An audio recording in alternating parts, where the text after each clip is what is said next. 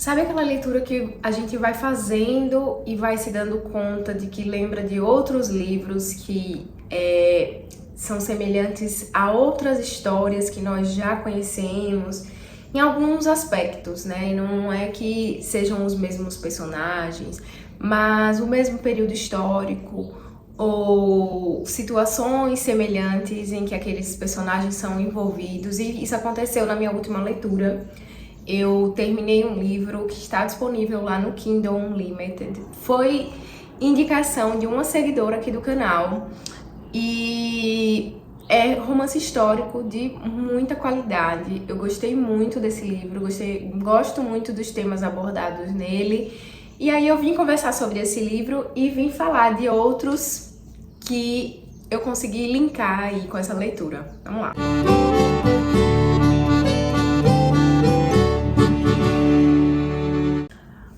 Oi galera, eu me chamo Raíssa Carvalho, tô aqui no Leituras de Boteco sempre falando das minhas experiências de leitura, do que eu gosto de ler, das coisas que eu tenho encontrado aí nesse universo literário, trazendo listas que eu sei que são dos vídeos aí que vocês mais gostam, né? Afinal de contas já termina o vídeo com várias indicações de leitura e hoje não vai ser diferente. Recentemente eu recebi aqui uma indicação de uma seguidora aqui do canal para o livro A Única Mulher, que eu vou colocar a capinha aqui. Eu li no Kindle, né? Ele tá disponível no Kindle Unlimited. Vou deixar também o link para quem quiser assinar o Kindle Unlimited aqui no box de descrição. E é isso. Bom, vamos lá. Comecei, claro que com alguma expectativa, mas eu não conhecia a Heidi Lamar, que é a protagonista desse livro, né? Nós temos aí um livro que vai contar a história da Heidi desde ali sua juventude, né, como atriz na Áustria. Então, ela é uma menina de família judia, ela é filha única e a gente vai acompanhando ela em ascensão durante a apresentação da peça da Imperatriz Sissi, né? E aí ela tá fazendo muito sucesso nessa peça e ela é proposta em casamento por um homem que é nada mais, nada menos do que o homem mais rico da Áustria e dono aí de uma empresa de fabricação de armamentos e munição. E o que acontece? O que é que tem de tão diferente nessa história? É que nós estamos aí em vias de iniciar a Segunda Grande Guerra Mundial. E esse homem, ele é um dos grandes distribuidores de armas. O que vai complicar tudo é que ele acaba virando a casaca, aí usando um termo mais conhecido. Então ele distribui armas para os dois lados, tanto para o eixo como para os aliados, em algum momento ali da vida dele. Bem, a gente acompanha a situação toda da Heidi se envolvendo com o Franz. Franz? Eu acho que é. E aí é Fritz, com Fritz. É isso, Franz é o marido da Elizabeth, da Sissi. Falei de Sissi, eu fiquei com o nome dele na mente. E aí ela se envolve com o Fritz, ela se apaixona, eles se casam ali no meio de um namoro bem envolvente. O próprio leitor vai se envolvendo assim, vai se cativando com esse romance, só que a gente sabe que é cilada, né? E aí, quando ela já está casada com ele, ela percebe que ela é apenas a mulher bonita para ser exibida nos jantares. Acontece que ele totalmente ignora, não é que ele ignora, mas ele menospreza a inteligência dela. E ela passa a ouvir e a testemunhar coisas absurdas nesses jantares. E ela vai memorizando tudo isso. Ela vai se envolvendo aí nesse casamento que é totalmente absurdo. Ele é um cara misógino, ele maltrata muito ela. Tem cenas assim muito pesadas, tristes, né? No meio desse relacionamento deles dois. Ele é um homem muito mais velho do que ela. E ela fica trancada nessa casa, ela só tem permissão para sair se for para comprar roupas ou que envolva a produção dela para algum jantar. E aí ela, enquanto tá presa nessa casa, ela vai ler. E o que ele tem na sua biblioteca são livros de armamentos, né? São livros de física. Bem, né? Isso vai ser importante mais pra frente no livro. Acontece que ela consegue fugir desse homem e em algum momento ela vai parar nos Estados Unidos, vai parar em Hollywood e se torna aí uma atriz super famosa. Se você colocar aí no Google Hedy Lamarr, você vai ver que ela tem um catálogo extenso de filmes ao qual ela participou. Só que qual não é a grande diferença, mas ela, com todo esse arcabouço que ela juntou nesses jantares fúteis e tenebrosos que envolviam, né, ali a presença dela lá na Áustria, ela acaba adquirindo um conhecimento de física, de armamentos muito grande. E aí ela começa a desenvolver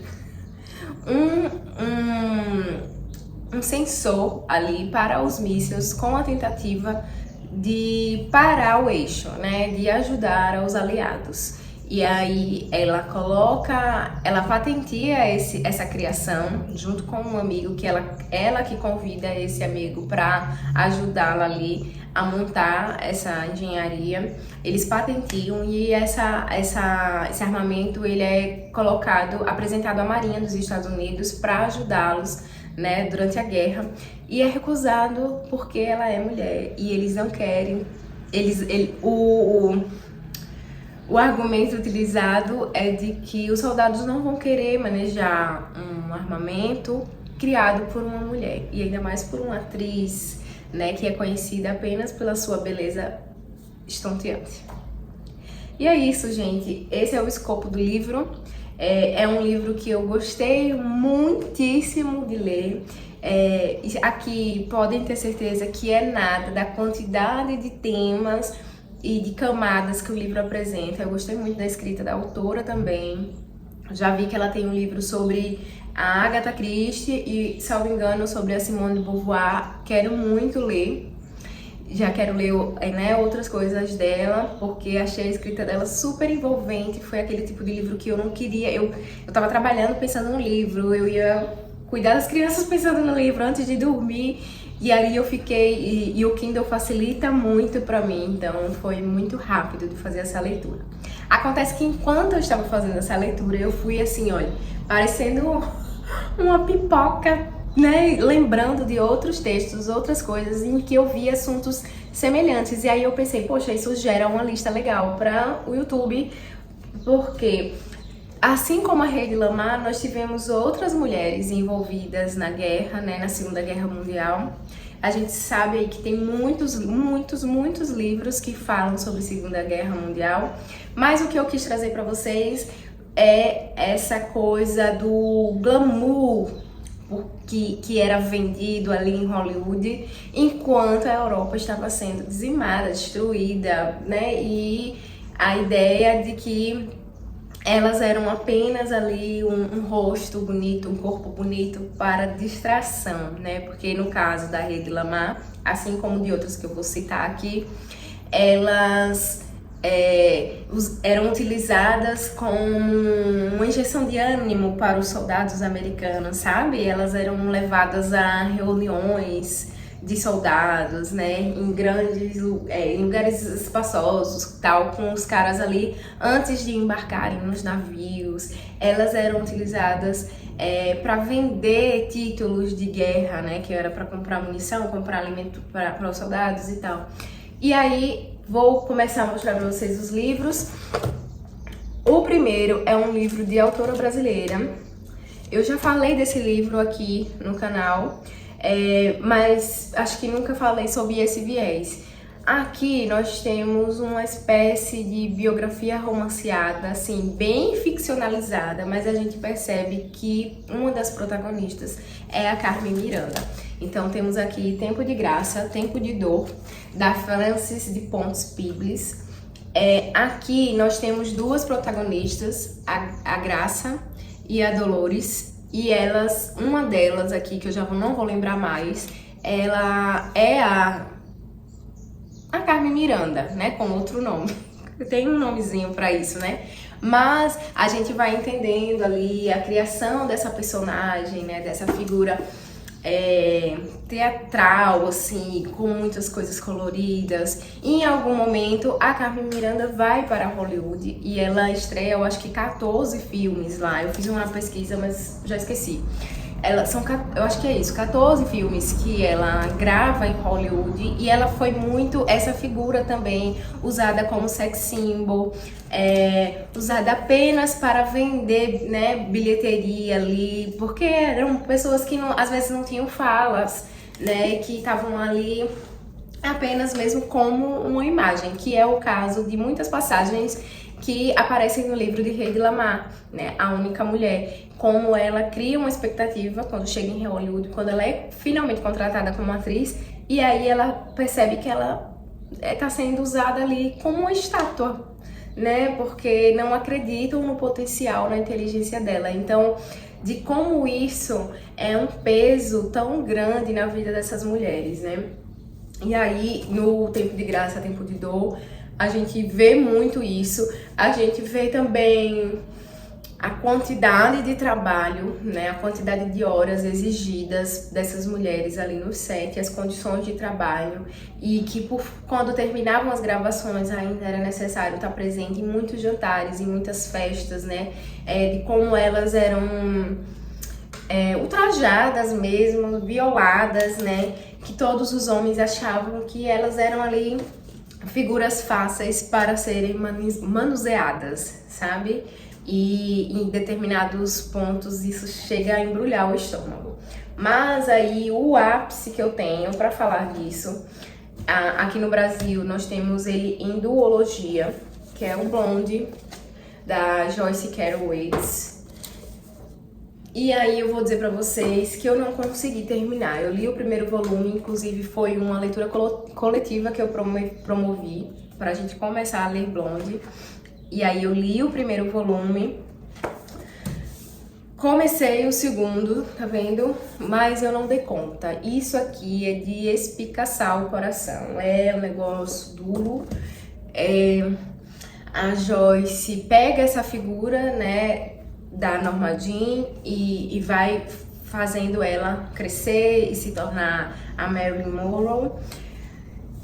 E a gente vai entendendo como uma mulher muito inteligente, uma mulher que tinha uma sede de estudar extraordinária, que amava o universo dos livros, que amava a profissão dela, que queria ser reconhecida pelo seu intelecto, mas que era... A sensação que eu tenho é que a Marilyn era a todo tempo puxada para dentro da água, da lama, sabe? E como ela não resistiu a isso, como foi difícil viver sendo Marilyn Monroe. É assim que eu me senti lendo Blonde. Então, assim, o segundo volume eu já tava nauseada demais. E olha que eu dei um intervalo de um livro pro outro, eu já tava muito cansada, mas eu sigo com eles aqui porque são livros que é um livro que eu quero terminar de ler, mas saiba aí que você vá com o estômago preparado, porque realmente é de dar náusea. E ela, assim como as outras duas, né, a Hedy Lamarr e a Carmen Miranda ali, envolvidas nesse período de Segunda Guerra Mundial e tendo a imagem vendida para esses soldados, para essa sociedade, né?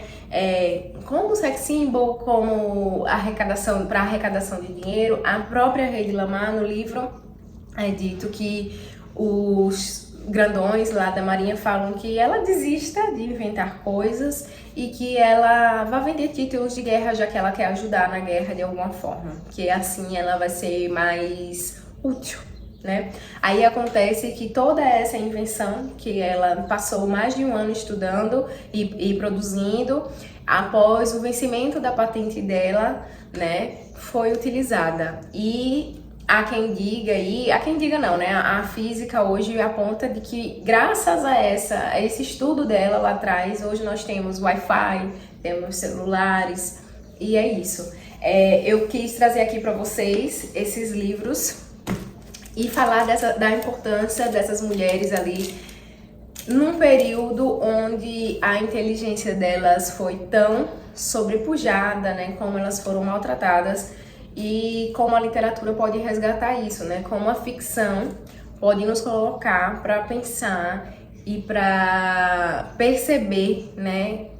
Quantas de nós, quantas mulheres são silenciadas ali e como a mídia às vezes faz com que a gente tenha pensamentos distorcidos daquelas figuras, né? Aqui nós estamos falando de um período onde a gente não tinha acesso a esses artistas, então era somente o que era apontado nas revistas, nos tabloides, né? E nos filmes, que eram filmes que iam para os cinemas, mas que hoje em dia, mesmo com tanta disseminação aí da informação, acesso aos próprios artistas aí nas redes sociais, a gente às vezes cai em umas ciladas semelhantes e colocamos algumas mulheres em uma caixinha de burra e de só um corpinho e um rostinho bonito.